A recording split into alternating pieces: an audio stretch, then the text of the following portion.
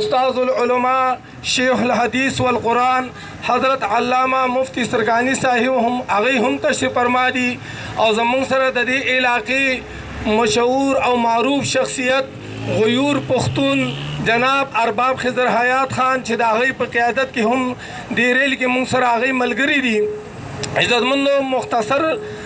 دغه دعوت خطاب مولانا معراج الدین صاحب لور کوم چې هغه دوه درې خبرې وکړي چونکې هغه بیمار هم دی د هغې نه پس به بیا مرکزي قائد او ارباب صاحب د ټولو شکریه. الرحمن الرحیم نحمده ونصلي ونسلم على رسوله الكريم اما بعد فاعوذ بالله من الشیطان الرجیم بسم الله الرحمن الرحیم الله العظیم. ربیع الاول په میاشت کې چې کله دغه میاشت راوخیږي یقینا چې د چا د خپل نبی مکرم سره مینه یې عشق ورسره او د دې ورځې او د دې میاشتې د اهمیت نه خبري نو د هغې د خولې نه به خامخا د عشق رسول د محبت رسول اوازونه وځي او چې کله دا میاشت راشي او عاشقان رسول پکې د خپل محبت اظهار ونه کړي نو هغه بیماري بیګانه شپه ډېره اهمه وه نننۍ ورځ هم ډېره د اهمیت واله ده. خلک د ماشوم په پیدایش خوشحالي کوي د پاکستان په ازادۍ موږ خوشحالي کوو وادم د خدای یو نعمت په هغه هم خوشحالي کوو ختم قرآن چې څوک ناظره سره ووایي هغه هم د الله یو فضل په هغې هم موږ د خوشحالۍ اظهار کوو خو د دې ټولو خوشحالو مرکز او منبع بنیاد سرچشمه هغه ذات با برکات دی جناب محمد رسول الله صلی الله علیه وسلم دی. ما بل ورځم دا خبره کړې ده چې څومره که دیني او مذهبي جماعتونه دي او تنظیمونه دي او که سیاسي دي د چا 100 کاله شوي د چا 200 کاله شوي خو د حضور نبی کریم مصطفی علیه الصلاة والسلام 1482 سال ځکه دا کوم هجري چې موږ حسابو نو دا د هجرت نه پس حسابو د هغې نه وړاندې 40 ساله زندګي د محبوب علیه السلام ده نو 1482 کاله دا د حضور د ولادت با سعادت شوي دي او د هغې نه وړاندې چې رب العالمین ولکم ژوند په نوراني صورت کې ورکړی او هغه خو څه شمار نشته او بیګا زما داسې یو حالت و چې بس موبایل ته ناست وم او ژړل مې بدن کې مې طاقت نه و چې ما د نورو عاشقانو په شان ته د خپل محبت اظهار کړی و نن هم زما جذبات څه بل شان دي خو وس مې نشته زړه کې مې هغه طاقت نشته خو خپل زړه له سکون او اطمینان هم په دې باندې ورکوو چې په ورځ د قیامت به همدا زمونږ په کار راځي چې د خپل نبي په محبت کې یو نعره لګولې ده دنیا ته م ښودلې ده چې موږ نن د خپل نبي په راتلو باندې خوشحاله یو موږ که نن رب پیژنو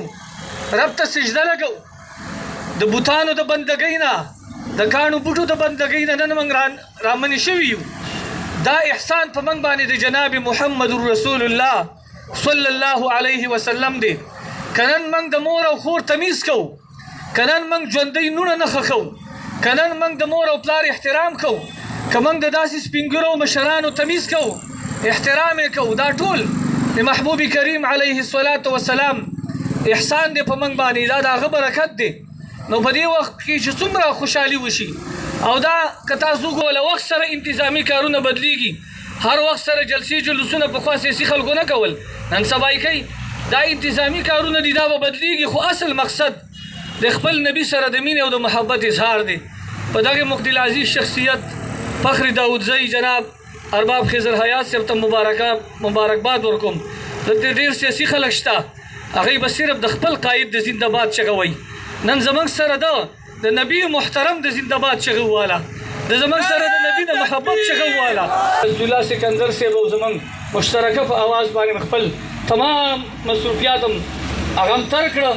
او دغې د محبت ارباب خضر حیات خان ته خواست کوم چې هغه د دې ټولو میلمنو شکریه هم ادا کړي او هغه یو 2-3 منټه خبرې وکړي. من الشیطان الرجیم بسم الله الرحمن الرحیم رب اشرح لي صدري ويسر لي امري واحلل عقدة من لساني يفقهوا قولي. د ټولو ناول خو زه د شباب ملي د مشرانو د ټولو دوستانو شکریه ادا کوم چې زموږ ځای منتخب کو د ریلې لپاره او د هغه ځای نه تر دې پورې راغو. زه د ټولو ناول د الله پاک شکریه ادا کوم چې الله پاک موږ داسې پیغمبر داسې هستي راکړې ده چې په هغې باندې هر څومره شکر موږ ادا کړو نو هغه به کم وي او الله پاک دې موږ له د هغه په عمل د سنتو باندې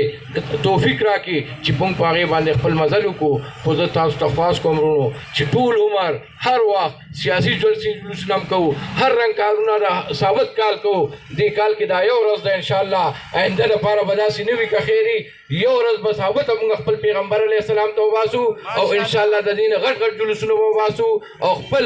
عقیدت به د خپل پیغمبر علیه السلام سره ښکاره کوو او چې موږ په لمونځ کې هر وخت لاس ته توک چې یا الله موږ ته پیغمبر علیه السلام دغه نصیب کې چې موږ پیغمبر علیه السلام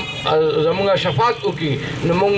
که په دې شفاعت دپاره خو هر 5 وخته لمونځ کې وایو خو که دا یو کال کې دا یو ورځ موږ خپل پیغمبر علیه السلام ته وبخو نو انشاءالله تعالی زه در سره یقین ویم چې انشاءالله تعالی جنت لرې نه که خیر دا به زموږ په پښو کې. زه ستاسو ټولو شکریه ادا کوم او انشاءالله تعالی آینده لپاره په دې ورځ او دا دغه به یاد ساتو که خیري او د دې نه په زیات تعداد سره راځو او د خپل ایمان به تازه کوو که خیري. واخر دعوانا والحمدلله. जिंदाबाद. एहतराम के लायक है जितने लोग एहतराम के लायक है जितने लोग मैं सबको मानता हूँ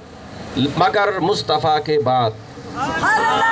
अस्सलातु वस्सलामु अलैका या रसूल अल्लाह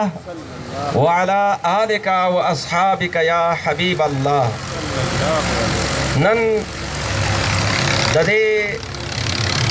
हुजूर करीम सल्लल्लाहु अलैहि वसल्लम द आमद बांदे द मुसरत द फरहत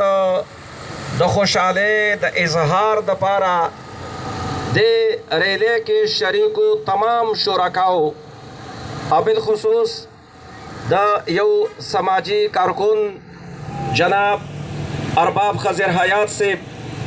औदे इलाके द पारा जमंगा मुखलिस तरीन सरगर्म मलगरे जनाब इंजीनियर अजीज़ुल्लाह सकंदर से तासु टूलु खिदमत के अस्सलामु अलैकुम व रहमतुल्लाहि व बरकातुहू.